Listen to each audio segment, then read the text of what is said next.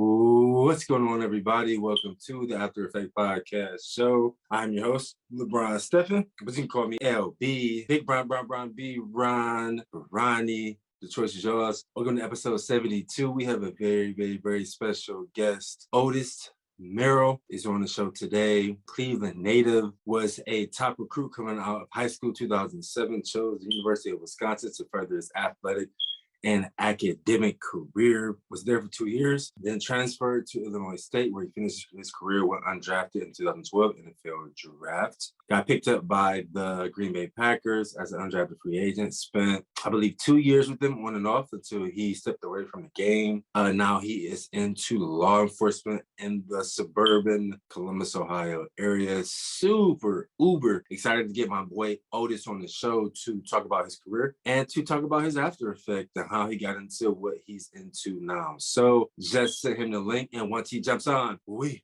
will go. A guy who came from Cleveland. Okay, well, you ain't from Cleveland, no. Cleveland was the best location in the nation. You know, we from Cleveland, Ohio. Glenville community on the east side of Cleveland. Cleveland was called the best location in the nation.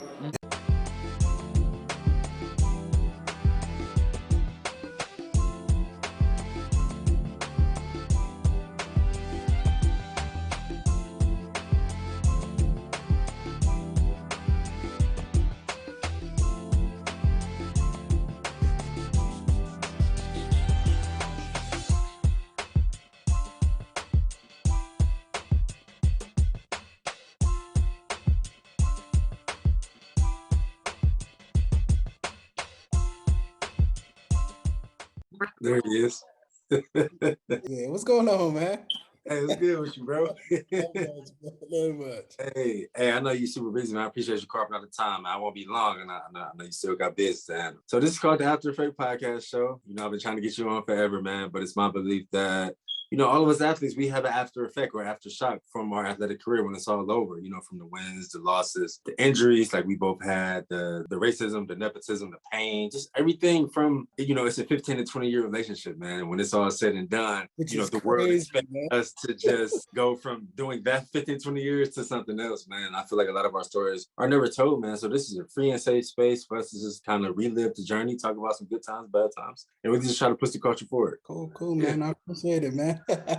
You know how to hop on the podcast, man. Yeah. I appreciate you jumping on, man. So I just got one current event for you, then we will dive into your childhood. You know, we got the playoffs coming up. I think 3 more games in the regular season left. Who do you have winning the Super Bowl this year and why? I mean, of course, our Brownies. If we would have won on Monday, we'd be in 4th place. But we lost. So now we're in 12th, kind of on the outside looking in. I couldn't remember if you were a fan of any other teams. I know you played for the Packers for 2 years. So who do you have winning the Super Bowl this year and why? Man, to tell you the truth, man, I really don't follow like football that much anymore. But with that being said, man, you can always go with a known commodity like Tom Brady, man. You know, so you know, I think the Bucs gonna put it together and make a run for it. So I think that's I mean, it's crazy. Like, I thought Brady was done after like 4 or 5, but the fact that he has 7 now, it's kind of like you can't really put a number on it. He might get 8, he might get 9. You just, you know what I mean? You just never know. It's crazy with like the technology advances and different like rehabs and recovery. Like, I mean, this man is 40 years old playing against the best in the world. Like, and perform, not just 44. Out. 44, leading the league in passing yards and touchdowns right now. And it's funny, you know, we both play in the Big Ten, but I always just think it's funny that people forget that, you know, Tom Brady went to Michigan. Like, he played in the 10. So, you know, for us both to have that experience and play against Michigan, I play in the big house. I'm not sure if you did as well, but to know the best quarterback ever, you know, came from the Big Ten, man. And to have that experience is, as I get older, you know, it means more. And that's I feel like as I get older, I appreciate all the accomplishments that I had like coming up. Like when you're actually going through it and you're in that grind, you don't take time to take a breath like, man, I made it far. Like I got a scholarship to go to college, or I gotta work out with a pro team. Like, you know, like you don't think of it like that. You think like it's my time, I gotta make it, you know. So you're not truly appreciative of the moment. But as you get older and you listen to other people talk, like, man, like I really did like do some things that a lot of people don't get a chance to experience, you know what I'm saying? So exactly. And you know, I'm kind of newly in that space because I mean, you can see my jersey in the back, man. Like, this is my first time ever hanging up my jersey, like ever. Like, it was like knee deep in my closet. I never wanted to talk about football. I never wanted to talk about what I had done because it felt like I underachieved, to be honest. And I never had that 8 to 10 year illustrious NFL career, never reached the highest level. So never wanted to talk about it, man. But like you said, as you get older, you can start to relish and to appreciate what you did accomplish. I mean, you go from, I think, 5 million high school players, then that number goes to 2,000 or 3,000 college players, not even counting D1. And then that number goes to 300 NFL players, man. So to even do what we done, you know what I mean? It's still a blessing, man. So yeah, I can attest to that, bro. So yeah, man, let's talk about your childhood. Cleveland kid. I mean, I grew up in the 90s as well. Oh, when I say this, we didn't have technology, we didn't have YouTube, we didn't have camera phones, we really used to be outside for 12 hours. And you get that water up from the water hose. You may go in, maybe grab a sandwich real quick, but you gotta be able to by the street lights come on. So paint me a picture on what it was like for you growing up in the 90s, like, from your viewpoint. Well, growing up in the 90s, like I said, like we did have like the bare basics. Like I moved around a lot. I stayed in the city, I stayed in the suburbs, but I moved around a lot. Grew with my mom, my 2 sisters. So football, like nobody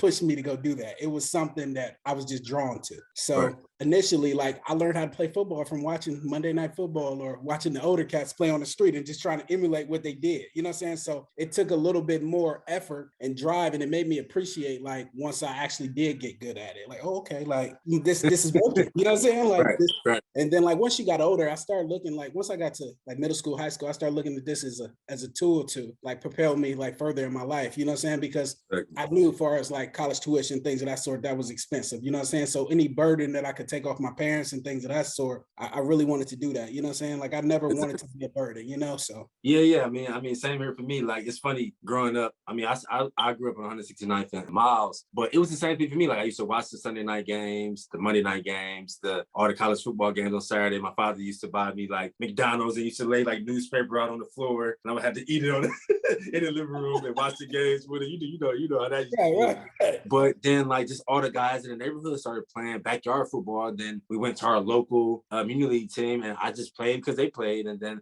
did the same thing, emulate what I saw, but just kind of had those like athletic gifts, and then you start to realize that you're good. So my next question is, for you, when did you notice, like, for me, it was like 10th grade in high school, and you were there with me. But when did you notice that, like, okay, like, I'm a little faster than, like, everybody else. I'm a little more explosive than everybody else. I'm like a more developed athlete than everybody else. Then all the college letters start coming. Then the offers start coming. The coaches start coming. The offers start coming. You start to feel like you making a lot of plays that guys 2 to 3 years older than you not even making. Like, when did that light switch hit on for you? I always say to any elite athlete, some guys get that in the 8th grade. Some guys get it in the 9th. I got it in the 10th, where it's like, oh no, like I could probably really go play college football and go to college for free. Like that kind of, it really hit me in 10th grade. Like, oh yeah, no, I think I could really do this. And it's funny, we were at the same school at the time. So when was that time for you? Was it 9th, 10th grade, around that same time? So this is crazy. So I went to FDR, which is like right there by Glenville. So I remember being at FDR or whatever, and I'm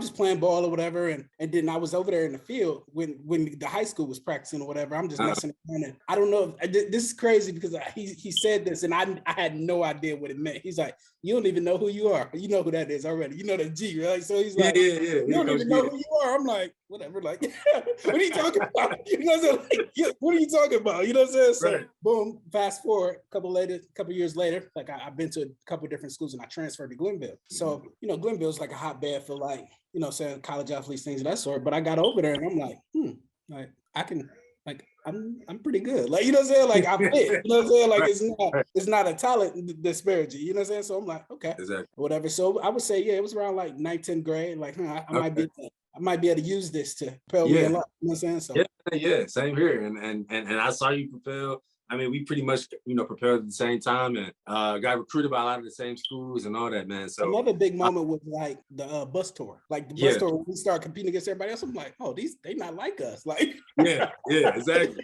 So, like, and that's where your confidence kind of like go through the roof, because now you can really see, especially going to all those different camps, seeing guys in the Nike camp, and seeing guys from all these from all these different states, and it's like, oh yeah, nah, like, like, you know what I mean? So like that gives you that confidence going into, you know, that junior and senior year, like, okay, I'm really about to show, you know, who I am. So man, talk about your recruiting process. Like I said earlier, I know we got recruited by a lot of the same schools, man, but why ultimately Wisconsin? You know, who were your top three, you know, going into it? I would say, like I told you, I kind of started to figure things out around 10th grade.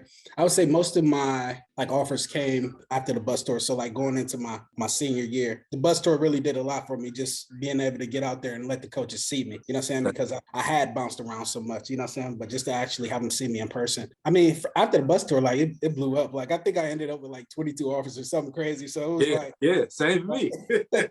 Started like, with like, I think 3 or 4, and then like after the tour, it was like over 20. And okay. At that point in time, I realized like I was going to be a DB, not a running back. I wanted to be a running back, but you know, I wasn't the biggest guy, you know. But right. At that point in time, so yeah, man, that's when things started to come together for me. After that, like okay, like I can use this. Right. And then around signing day was I believe February 2007.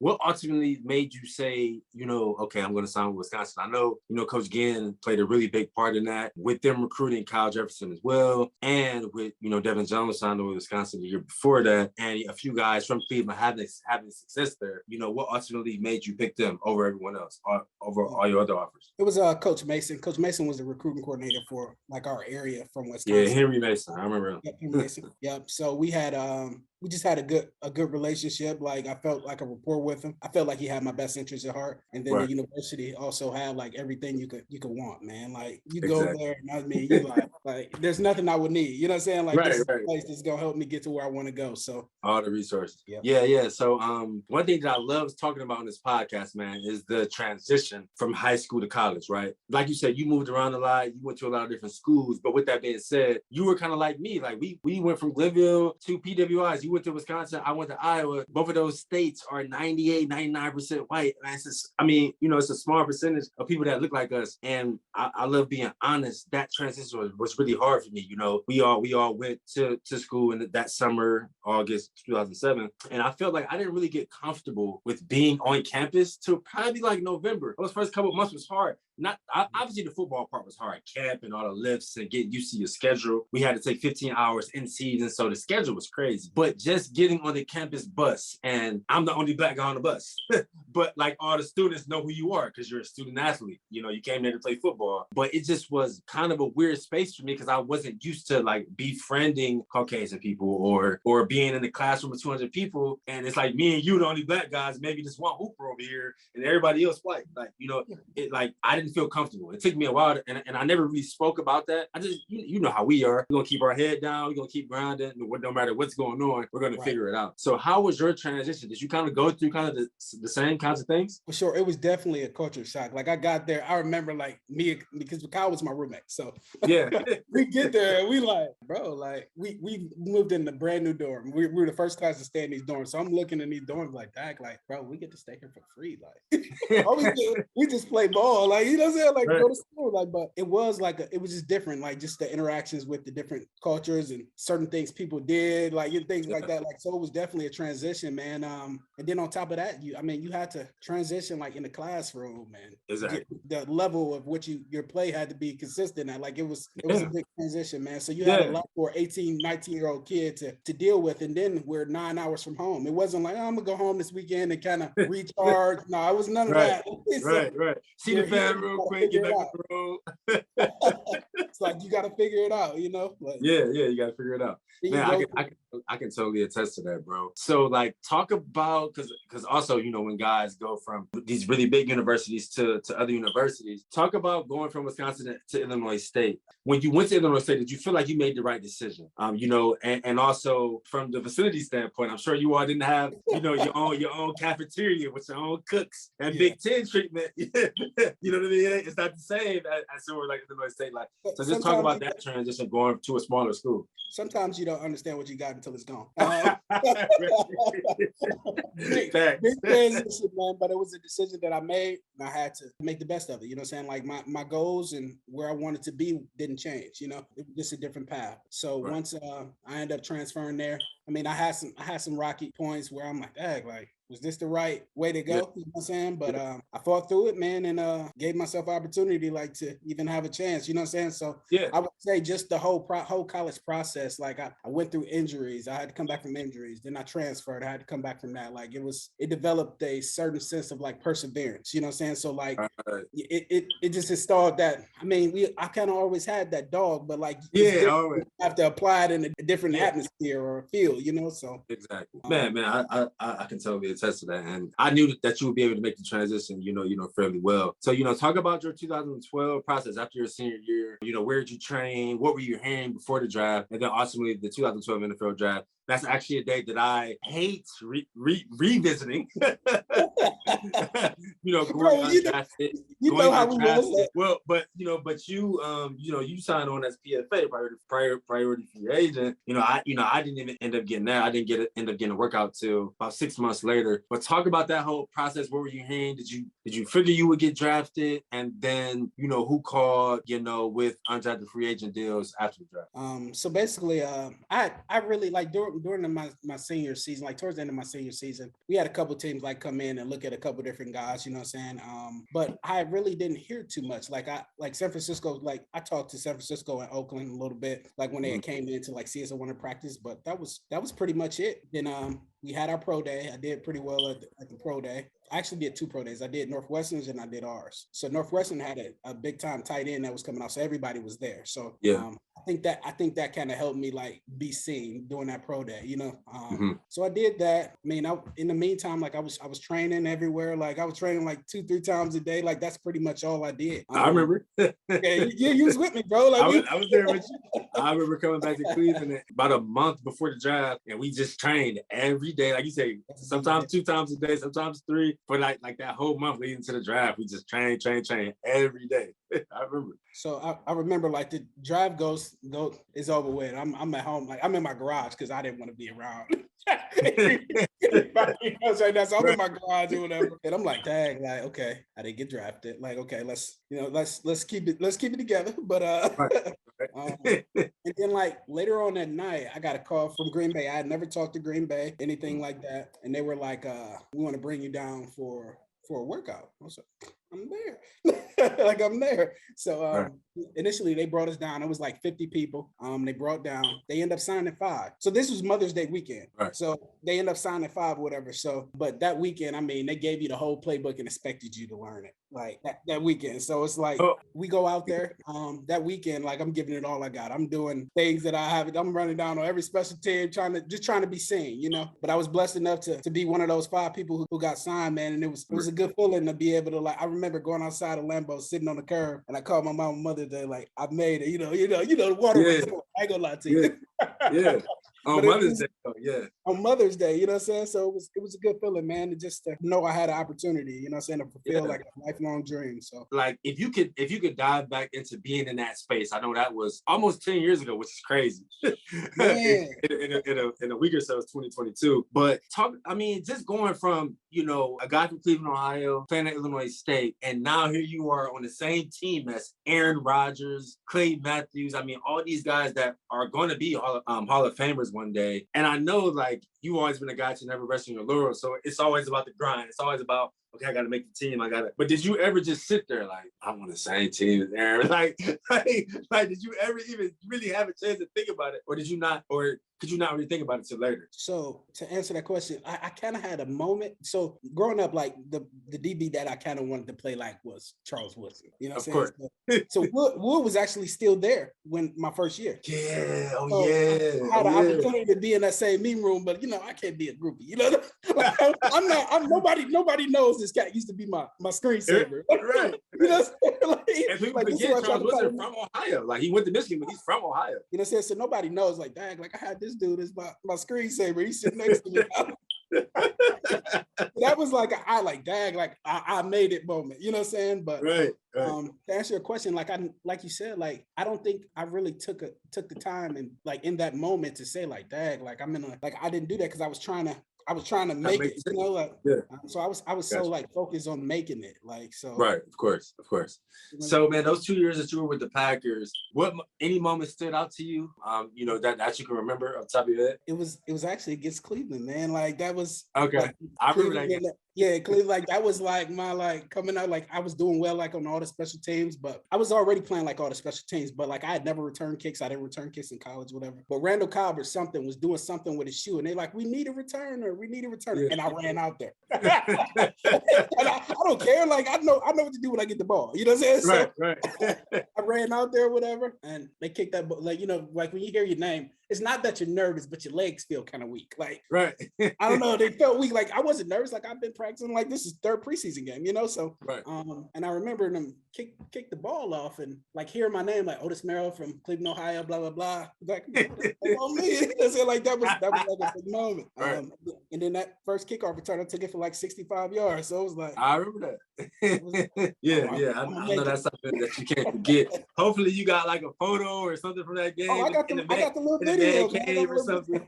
I got a video of it, so we all good. Yeah.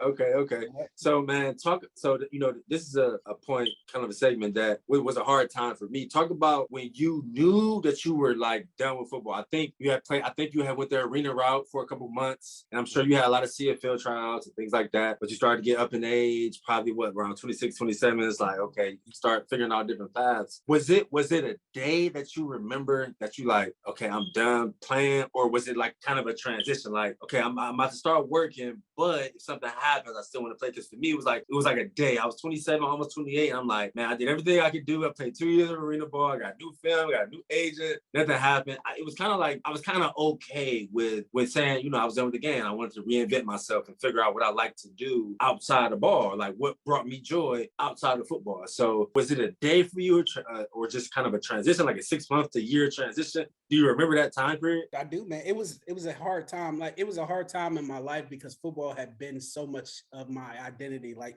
from the time I was 7 years old, like this, exactly. Like it was like Otis, like the football player, you know what I'm saying? So it was always a part of me. So just, it was tough, man, just that transition, because you have that competitor in you, that dog that want to push through this hard moment and make it. But at the same time, you have to think about developing yourself outside of football, you know, like nobody really touches on that part of it. You know what I'm saying? Like there's no coach or guidance for that, you know, so that's something you have to figure out on your own a lot. And I mean, it was tough, man. Like I bounced around to a couple different jobs, man, just trying to find like, what you like to do. Yeah. You know, like, cause you don't know, like I didn't work in Target when I was in 10th grade. I was at football practice, you know, like I had no idea. Like I had my degree, you know what I'm saying? So that was a plus. So I had that to fall back on. So, but you know, when you're writing that resume and you looking like, okay, I play here, degree, like no job history, you know, It's hard to, sometimes if you don't know somebody, it's hard to get your foot in the door. You know what I'm saying? Exactly. I feel like once I got my foot in the door, I can sell my skills. Like, you know what I'm saying? Because you do learn so many valuable lessons from football and then school and things of that sort. Like I knew if I got my foot in the door, I can sell my skills, but it was about getting my foot in that door. I didn't have family members in a field that can kind of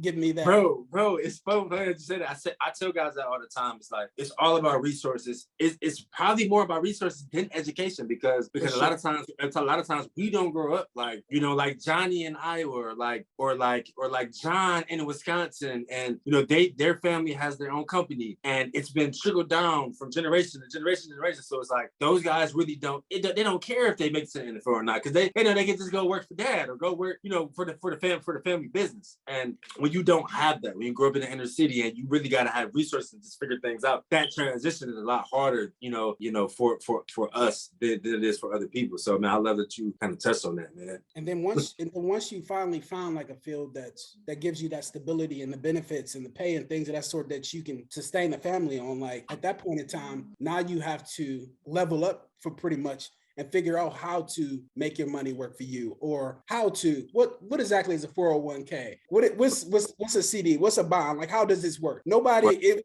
like these are things that you have to research for yourself, so you can put yourself in a position where when you retire, like you can live comfortably, not You know Yes, what I'm saying? sir. You don't have to Yes, struggle. sir. You know what I'm saying? Like, Self-taught. yeah. You got to teach yourself. Yeah. Yeah. I mean, and I'm in the process of that now, man. Just making different business moves and investments, and even like during the pandemic, I made my first like real return on an investment stock, and it was kind of crazy. Like I got some advice, from some guys that are really heavy on stocks, and I had some money put away, but to see that return, like a substantial return, it's like, okay, wow, this is different. But yeah, like you said, just figuring out, how to, basically, how to make your money work for you. And then it's like, you can't be afraid to ask questions, man. Like, it's people who have been there and have that lineage in their family. So they've been doing this since they were, 20 years old. You know what I'm saying? So it is about networking. It's about like me getting with guys like you, like, hey man, so you said something about that return. Like, how do you how does this work? You know what I'm saying? Like, exactly. You always got to remain humble, man, and not, because you can learn something from anybody. I think a lot of people reach that level and they're like, oh, I can't learn that. That's not true. Like I've never. Right. And that's heavy in the Black community, man. Just, like you said, after reaching a certain level, it's like acting like you know so much instead of being hungry for more information. And like now, the more information I learn, I try to act like I know least. Like I ask more questions now. Like, as I retain more information, I ask more questions than I ever have in my life. So yeah, I speak that language, man. So two more things. What would you say is Otis Merrill's after effect of his entire athletic career? What were some lessons that you learned from when you first started playing, that you still carry with you now, every day when you're at the gym, when you're at work, just those morals and those ethics, what would you say is your after effect? What were some of those lessons that you learned? I would say, just from like all the ups and downs and trials and tribulations, I definitely learned how to persevere, and just like, I'm very determined. Like, I understand everything is not going to go smooth for you all the time. There's going to be bumps in the roads, but I mean, you just have to have faith and continue to push through it, man. So that's one of the big things for me. And then just always allow myself to, this is something that I learned that I didn't do in that moment, is just to take a second and see the big picture and just be grateful for the things that you have accomplished. You know what I'm saying? Like, I try to reflect, you know what I'm saying, a little bit more in the moment. You know what I'm saying? I don't want to have to wait to 20 years down the line, actually see like that, like from the inner city, went to college, played pro, and now. Yeah, man, that's powerful. I love that. You know what I'm saying? Yeah. So yeah, definitely, man. Well, yeah, man. One thing that I've been trying to pride myself on, 2020 was the weirdest year to date. We've never had it since we've been alive. We've never had to walk through a coronavirus pandemic. We've never had to wear masks. The world has never shut down. One thing that I've been trying to pride myself on is giving guys, flowers while we're still here now. We met like young, maybe 15, 16. And I feel like we've always had that respect for each other because we know how each other work. And it's not just about how we work on like one day, but it's more so the longevity, the consistency of the work that we did. It's kind of like, I kind of knew what I could expect from you, what I was going to get from you, and you kind of knew what you were going to get from me, just as a brother and as a teammate. So I just want to kind of, all your accomplishments, bro, everything you've done in sport, after sport, everything you're doing now, man, I just want to, show you that love and kind of give you your flowers while we're both still here, bro.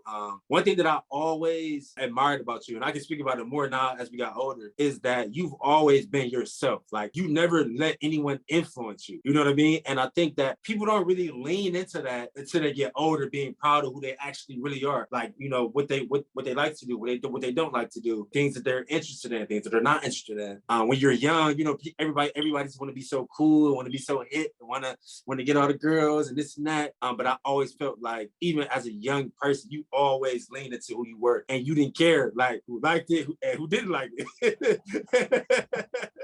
So that's one thing, as we get older and we mature and we kind of see how the world works. That's one thing that I can really say, like, that I've always appreciated about you, bro. And again, I just want to give you your flowers while we both still here. And I appreciate that, man. That means a lot, man, because it's coming from a person I know that's seen me through multiple levels in my life. Like, we know each other. Like, I consider you my brother. Like, I know we don't talk every day, but like, I guarantee you, I'm like, I know my man's out here. Like, peanut butter jelly sandwich, and then we about to go lift. Like, and like, vice versa. So, like, I remember being on the tour, we sleeping in the same bed. Like, I'm like, bro, like you my brother. Like, I know. Right. So that means a lot coming from you. You know what I'm saying? So yes, definitely, man. And so yeah, I'm glad you called out the time for me, man. Best of luck in all your future endeavors. Let's continue to stay in touch. We've always did a pretty good job of that. And again, man, I appreciate you joining and carving out the time for me. Appreciate you having me, man. Much love. All right, man. Much love.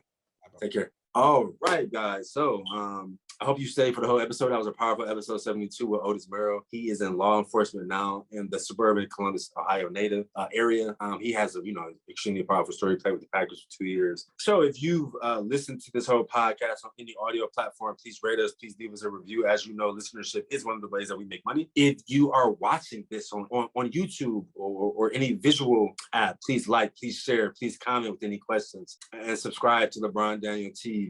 And yeah, if this is the last episode that we do in 2021, I want to tell you all cheers, happy New Year's. Make that vision board, write down your goals, write down your visions, and attack 2022. We're going to do the same thing here at LSD Studios as we continue to develop this production company. And yeah, until the next time, peace. Subscribe to LeBron Daniel TV, but you already knew that, where we dig deep and find our hustle, and every single day we are better than yesterday. Subscribe.